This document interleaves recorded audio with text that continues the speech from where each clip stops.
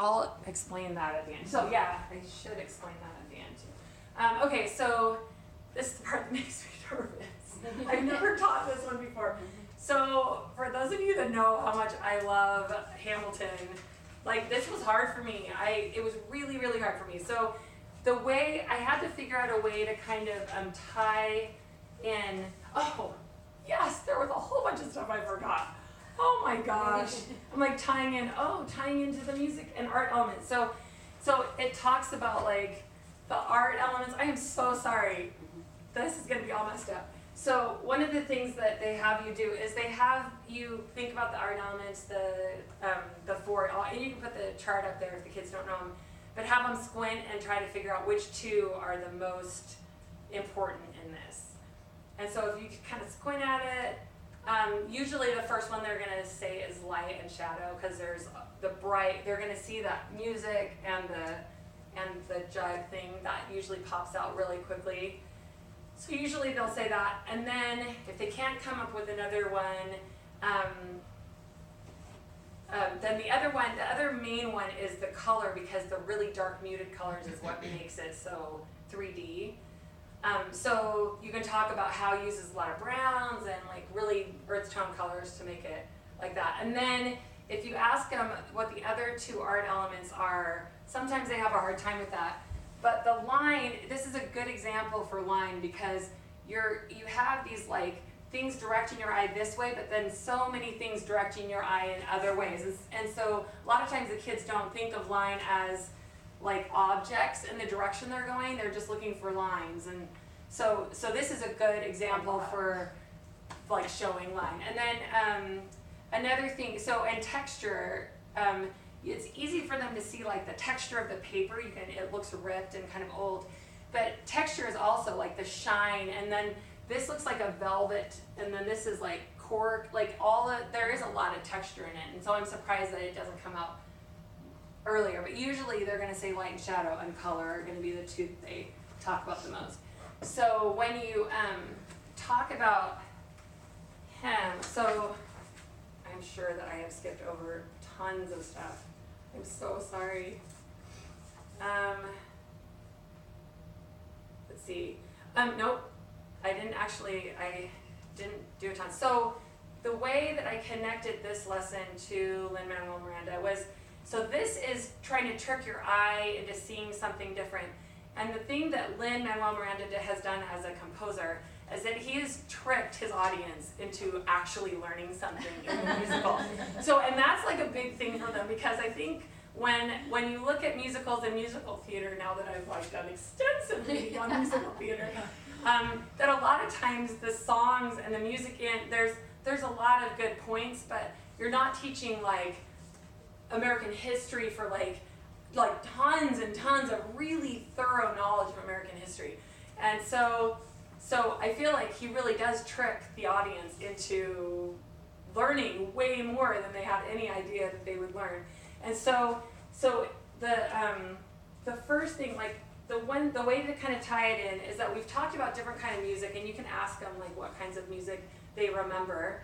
The Niles kids won't remember a ton. Some of the music that they'll like, let's see, the last, who did we even do last time? Strauss. Oh yes. The waltz team. Yeah. How could I forget? Mm-hmm. So we had them, they were waltzing, we had kids waltzing all over school. There was that, and then we've got all kinds of like symphonic and orchestral music. They'll remember opera from last year. There have been, we had, was Franz Liszt last year? Yeah. We had Bob. Liszt was a rock star, so he was like a hardcore like rock star on the stage, and like he was amazing, but he was like a soloist. And then you had Bach and Mozart both, so you had Baroque music and then more classical stuff with Mozart. So it really runs the gamut, and a lot of it's orchestral, but if you look at all of fame, there's also ragtime. Scott Joplin is a famed person. We've actually this year, W.C. Handy is jazz. There's a whole bunch of like jazz and symphonic jazz. Did we talk about symphonic? I think last time. Gershwin, yeah. So symphonic jazz. We do a lot of other things, and for some reason we never talk about musicals. And so opera really is the tie-in to the musicals because it's the most similar. So the opera thing that is way bigger than this, and it has an overlay on it. It says OPERA in the middle of it. It's like massive. I'll have that in there. It won't look like this. But it's a way for you to kind of show that in opera, and the kids can see it, there's the music and then the literature, the drama, the visual art, and then the dancing. And in musical theater, it's the same, except that the emphasis for opera is all of your dialogue is sung, right? And acting is important, but singing is way more important. So it is like singers are going to be in opera. You're not going to have a bunch of actors that kind of sing. And so with musical theater, they have to sing and act. It's got to be both. And usually when you're dealing with musical theater, there's a different tone to the sound. Definitely, there's a brightness in musical theater that is not like, you don't have the same kind of formal feel of the music. And so, and certainly as things have gotten more and more modern, there's definitely not a formal feel. Originally, it actually had more to do with the opera house. If it was in an opera house or if it was in like a Broadway theater, that's how you could tell, because some of them were so closely connected. But when we talk about Hamilton, it's definitely not an opera. So then you can kind of explain some of the differences. So that's where they tie in opera to musical theater. But then the way they're different, just basically there's dialogue in musical theater, and the music is a lot more, the music is definitely, the music and the dialogue kind of work together, and kind of in the same way an opera would, but you're not singing it. But then Lin-Manuel changes that. And the singers require microphones, so they're not opera singers, so they're going to have microphones. It was interesting, I was reading a lot about it, and there are a lot more ties to opera than I thought, but the set design is still really elaborate in both. There's still dancing in both. And so then you have the kids kind of name musicals that they know. And if they can't think of a musical, because you've got younger kids, if they can think of Disney cartoons that have music in them, like Little Mermaid, or Cinderella was a musical, Aladdin I think was, and then if they can remember things like Sound of Music, if they've ever seen Annie, like those were all musicals that were out there, and Wicked, I just don't know, that depending on the audience you have, they're going to have different ideas. So this is where if you're going to go into any depth in musical theater, you'd have to like figure out your audience, whether you want to explain. If they know very much about it, you can go back and it kind of like how it originated in the 1850s, and it actually really originated in Greece. Like it went all the way back, but in the 1850s is where it really became musical theater. And so it was in England, it was Gilbert and Sullivan in like 1866. I think Showboat was one of the first ones. There were so many details that I left out. There were vaudeville sketches that were like early precursors, which was weird. There were all these things that I'd never heard of, but then Rodgers and Hammerstein, they started saying ones that I knew. And so there were, like in 1927 that was a Rodgers and Hammerstein, was Showboat. The one that was Gilbert and Sullivan, was Pirates of Penzance, that's what I could remember. And so Showboat was in 1927, Oklahoma was 1943, The King and I was in 1951, West Side Story and My Fair Lady, they were in the late 50s. And then it got into concept musicals like Cabaret, and I just kind of left that and just kept going. And I've never, actually my brother was in it and it made me uncomfortable, but anyway, and then all these big stage musicals. Then France with like Les Miserables became really, really popular, and Miss Saigon, and all of a sudden like really big stage musicals were big again. And so, Phantom of the Opera, those were all in the 80s. And then The Lion King and Wicked, so a lot of things have come up. A lot of them have been famous since then. And Annie has certainly come on. So if you want to show, the thing with Hamilton, the way that it is so different is that, everything, there was dialogue and there was singing, and Hamilton has changed it all because there isn't really dialogue in Hamilton. It's a whole bunch of rapping. So I did listen to the whole soundtrack again. There are very occasionally you'll have at the beginning of the rap battle, there's a little bit of conversation, but it's not really, it's like an introduction to the rap battle. And then, but pretty much all the rest of it is just introductions to each other will be them rapping together. So all this like written out, and so there isn't a lot of dialogue. And the way they're able to teach so much is, so catchy. It's catchy, but it's the way it moves the music forward. So you can use, I picked out 6 different songs from different musicals. So I have links to all of them, and they're all short on purpose. There was Annie Tomorrow, but that one it had to be like cut a little bit because in the middle of the first part on Broadway, a policeman comes up and like asks about her dog, and anyway, so that one's cut in a couple of places. The one where she's singing with the orphans, maybe I can't remember. Maybe's the name of the song, and that's really sweet. But it's every time it's maybe Popular from Wicked. If they know one, that might be one that they would know. Sound of Music, Do Re Mi was one of them, and then So Long Farewell. But you'll notice in any of them that you play for them, if you just want to play one, you can show the video, but it really is just a sentiment. Like most of the time that song is about an idea that they talked about in the dialogue. And so it's like reinforcing a concept or talking about the feelings that they're feeling. But the difference between that is the introduction. It's a good explanation. And so you can play this for them. The one thing that's hard so the way I do it is I have the YouTube clean lyrics for it. And the clean lyrics really like jumps around. Like it just doesn't like substitute where it just skips. So, but in my writing, I changed the words because this is the way like my family raps it.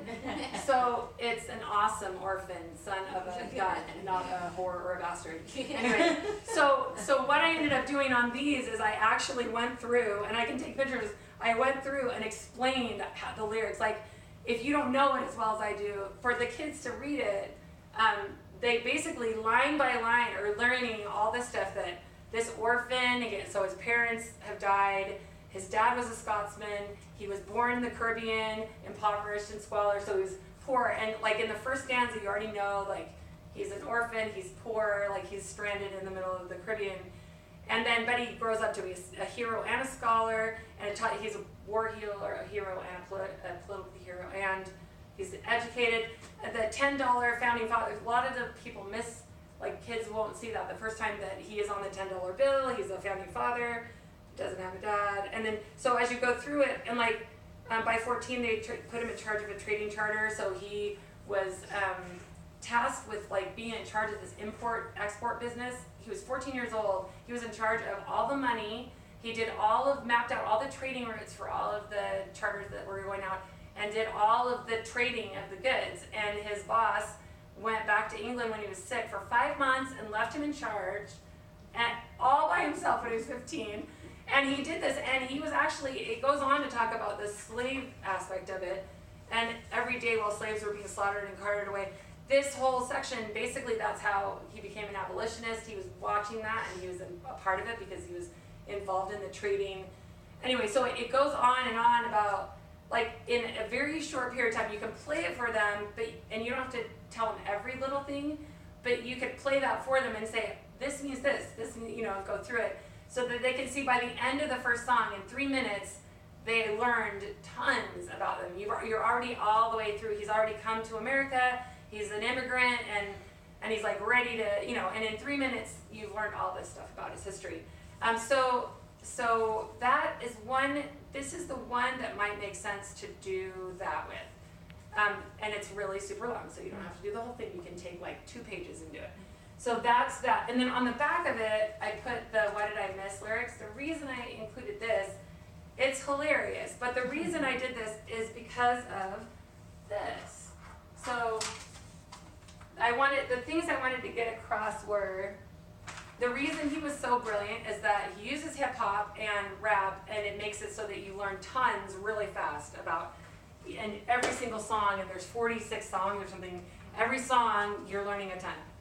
And then he's a genius with the cast, because I just put this on right before I will make this nicer. But the cast is pretty incredible. The way that he does it is he double casts the people, and it makes it really handy. You've got the 4 people that he double casts makes it really ingenious. And it's actually like wordplay back and forth between like the person that they were playing. So there's a lot of like really ingenious back and forth, like Marquis de Lafayette and Thomas Jefferson kind of, they're like usually the opposites. They're really different from who they were before. Anyway, so it's pretty incredible the way he's done that, and the way they it's obvious they're the same character, but it actually makes a big difference in the play. And then this is another, so then the styles of music. So that was the last thing I wanted to talk about with them. So you can show them a whole bunch of different things with the music. You can play musical examples from musicals, but I think once you play one example of a musical that's not from Hamilton, so that they can understand, oh, I didn't really learn that much, it was just, oh, sun will come out tomorrow, yay.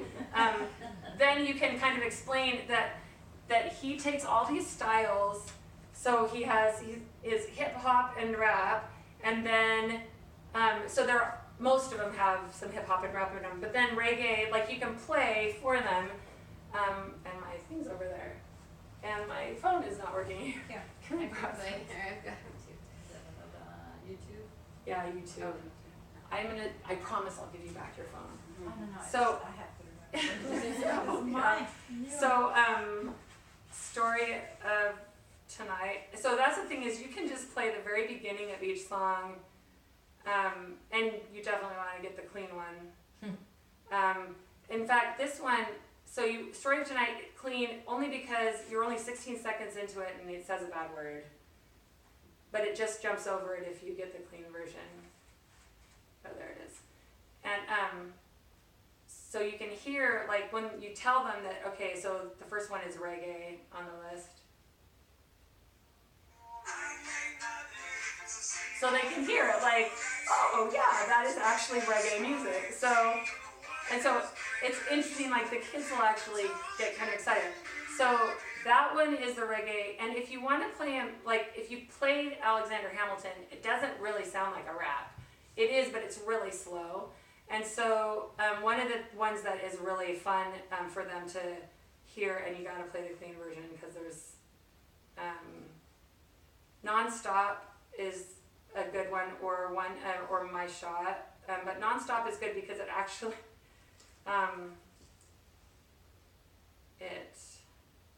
the clean version. So is there no dialogue in Hamilton? Almost done. Yeah. Almost done. There's like you haven't seen it. I haven't seen it. I have to. Oh my gosh. Yeah. So this is the beginning of that song, and it really sounds more like. So it sounds more like traditional rap than the kids will have heard. And a lot of it is like that. But once it gets into the song, there will be a lot more music. Like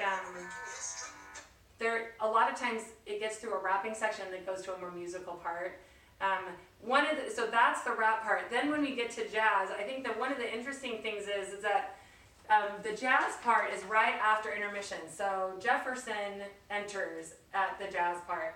So he's the very first thing, right? When he comes in, he's like, oh, what did I miss? He has been gone. This whole war has happened. All this stuff has happened. And you've learned like all this history and George Washington and like this stuff about Washington you didn't know, and like how sad, and like how they were almost defeated so many times. And this is all happening in this first half.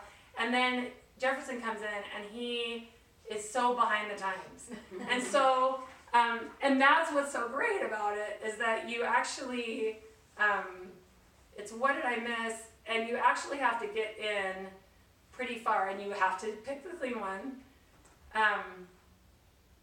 So the very beginning of What Did I Miss, it's the rap section.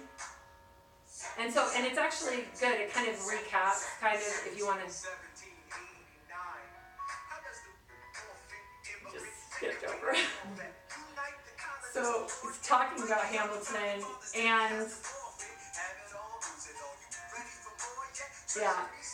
So basically, it's just saying Hamilton's the Treasury Secretary, and Jefferson's coming in. He hasn't even been there, but Washington has made him the Secretary of State. Like, he hasn't done anything. He hasn't been in the war. He's been like sipping tea in France, and I think I have it. So what's the attitude here toward Jefferson? It's pretty negative. Like, initially, he's really funny. And this is where it is. So then this is the jazz part. So instead of hip hop in his section or rap, we're back to jazz, which is like a whole step behind it. So he did that on purpose. He wanted to make Jefferson seem like he was behind the times. Although he's like the most popular part of the whole show, so he gets a big standing ovation. One of the things I thought was fun, because we just did the minuet, the Baroque Farmer Refuted, this is actually really interesting because the kids have learned, let's see if I can find it. I don't know if, this does need to be clean, I forget. It says, some of them are not terrible words, but you just don't want them in. So this is the one that, it's right before King George comes in. And so he's singing, like, there's a harpsichord in the background. And so if the kids, we just did Strauss, so if they can find a downbeat, it's a 1, 2, 3, 1. We're in a minuet, so it's a dance. And so it's Bach or Mozart kind of like background. But when Hamilton comes in, it's the counterpoint. It's actually like the counterpoint coming in to balance out the melody. So, and it's only a 2-minute song, so it's kind of fun to show them. And he's talking the whole time. So this is the counterpoint going in and out the way Bach would do like an invention, and you'd have like counterpoint back and forth. And I actually did this on, so the way I did it, if you want to show them, this is it here, and the way I did it, when it gets to that part where it's the counterpoint, I did it in color. So you can see they're happening at the same time. So this is Seabury and this is Hamilton, and it's what they're saying at the same exact time. So you can see if the kids can't understand what's happening. Now this is going to be like over the kindergartner's heads, but if you want to show that to them, that is the Baroque. So they're just, so that, let's see, and I think that's about, I didn't realize there were so many styles of music. Oh, and so, there was one of the last ones I thought was really cool is You'll Be Back. So the You'll Be Back, the people love that one, the King George, and it's a great song, but I don't know if you guys can tell. So this one, that might not be the clean one, but I don't think it matters that much. So, the kids usually know this one, like they'll. So I was thinking, so when he gets in pretty far, a harpsichord comes in. So you're getting this like background about King George.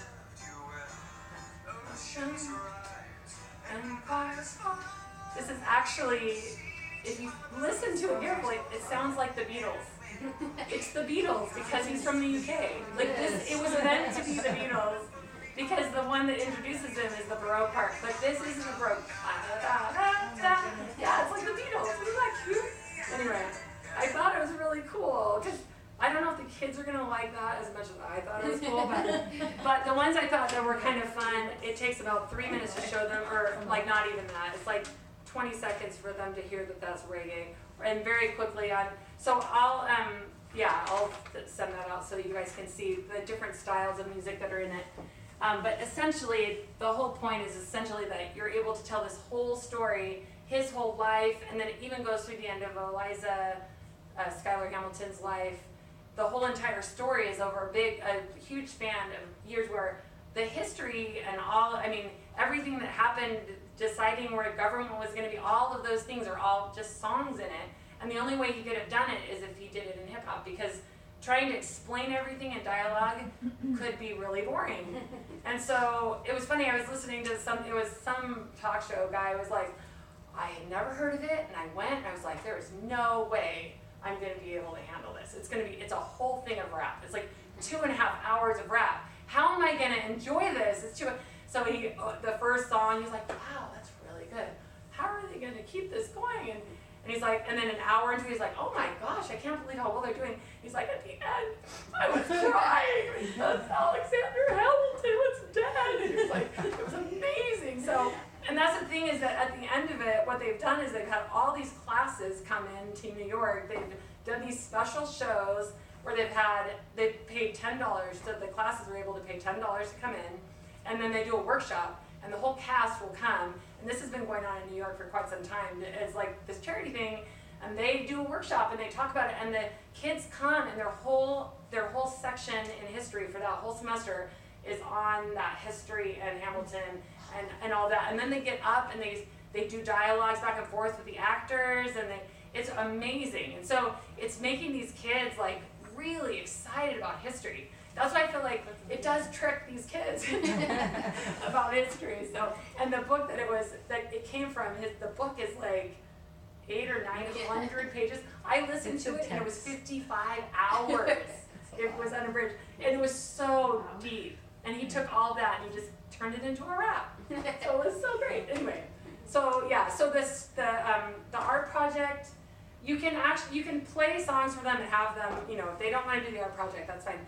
But if they want to do the art project, I have the special pencils that I think they're 2H. They're lighter sketching pencils for the kids, so they don't get in there hardcore with their darker pencils. So they can just lightly draw, and I guess probably the best approach is to get some things on the table, like you were saying, a coffee or a teapot that's round, and like something that would be.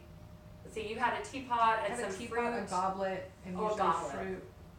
And you could even do I have like some bottles that are like really simple shaped bottles. I have a couple of those that are really easy to draw. They're like all smooth. So then if they're just drawing the cylinder or they're drawing, it's just gonna be hard for them to do that. I think. The metronome would be easy because then it's a triangle. Yeah, that's true. Too. Oh yeah, yeah, that's true. So just trying to have different heights of stuff, and then as long as and probably 3 or 4 things at the max. Yeah, especially for the little guys. And if you want the little guys, you could. I mean, if you've got really young ones, you could have them just draw a piece of fruit or draw a ball and show them how to shade a ball. And we've done that though. Last year we did. Let's see. No, it was a couple of years ago. Last year we did. Spheres. Isn't there spheres like a moon or something? Yeah. So I guess it's all. I guess it's good for them to see though the exercise of trying to do that and seeing how difficult it is to make something look that realistic. It's probably a worthy thing to try. So it is just this really heavy cardstock I have, and then the pencils, and I do have the white pencils too, but I don't know that they would even use them. They had just suggested using drawing it lightly, and then if they were going to color it in, making sure that the teacher had checked it out and made sure that it was the right shape and that they were ready to color it in. But that's if you have a whole separate art project. So I don't know. I think that you just kind of let them do it. So I'm guessing check Wikipedia or something for background on Lin-Manuel and Miranda. A little bit of bio. Well, I actually have way more than So okay. I have. Okay. I'm going to send it out today. Okay. I ended up getting way too much bio, and so I have all that in there too. Like he was born in 1980, and he went to Wesleyan, and his parents are from Puerto Rico, and his grandparents are from Puerto Rico, and he grew up in New York, and In the Heights was his first big Broadway. Yeah, there's like pages of that. Oh, I'm so sorry. Yeah, actually, before I started talking about Lin, I know. Yeah, so you can decide how much, but the fact that he's alive, and the fact that that's a big deal, is that he's alive, and since he's in the new Mary Poppins movie. Yes, in the new Mary Poppins, he wrote Moana, the music for Moana. Like, there are a lot of things that the kids will like connect with. They'll be aware of. And he did so many things. So I do have a lot of information on him, but you might not want to go into a ton of it because there is so much with Disney and even in the Heights, it was huge. It got 13 Tonys. Like, there was all this. Yeah, you have to kind of figure out how much time you have. There's a nice clip also, I'm sure you already saw it, on YouTube with the Tony Award show clip for Hamilton. Battle of Yorktown? Pardon me? The Battle of Yorktown? Tony all I know is it says Hamilton at the Tonys, and it has a video, it's like 4 or 5 minutes long. If you watch the video, and there's also one for In the Heights. Yeah, so that's where we don't have a lot of good video for, because they don't put it out. No. So that one from the Tonys, it's like 5 or 6 minutes long total, and it's Battle of Yorktown, and it's it's got rapping, it's got a lot of dancing. It's just that wasn't one of the songs that I was trying to like emphasize, but if you're doing a lot of, I'm sorry, oh my gosh. If you're doing a lot of like, if you're trying to get a lot of information in, if you're doing really young kids, maybe showing it to them and like, playing a few songs for them is enough. So, I'm just gonna put the research that I did and then all my notes will just be in. Okay, Laurel, on the camera for everyone to see. I know. Oh, say hello. Thank you. Different docents contributed to that's so goodbye nice. present for you. Oh my it's $150. You're so nice. Oh my gosh. I think I Target Utah. Oh, they definitely can. Oh my gosh, I can't go anywhere if we don't have Target. Here, I'll put that in one of my favorites.